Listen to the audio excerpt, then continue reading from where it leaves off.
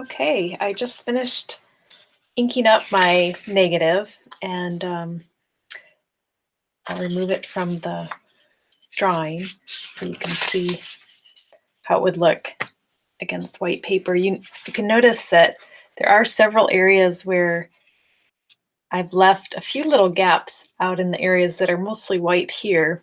I thought it might make a little bit more interesting print to have more of that texture show up.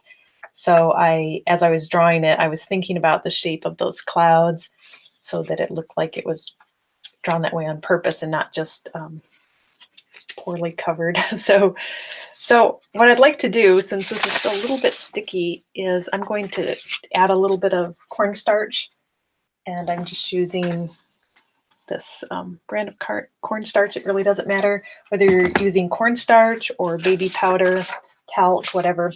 I put it in a small scrap of fabric. This is a little piece of dish towel that had an old dish towel, and there's just a little bit of cornstarch in there. So I'm just going to kind of dust it onto there. This will hopefully absorb into any areas of the paint marker that are still sticky. We're going to be pressing this transparency face down against our solar plate.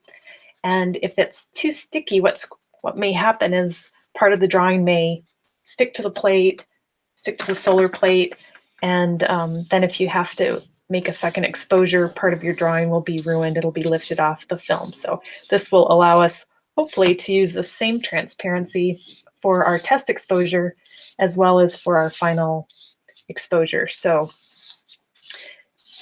I'm just removing the excess here using a soft paintbrush, and you could also rub across it with a soft paper towel or scrap of t-shirt. A little scrap of t-shirt. We'll just get the residue off. And then it should be ready to expose to our plate.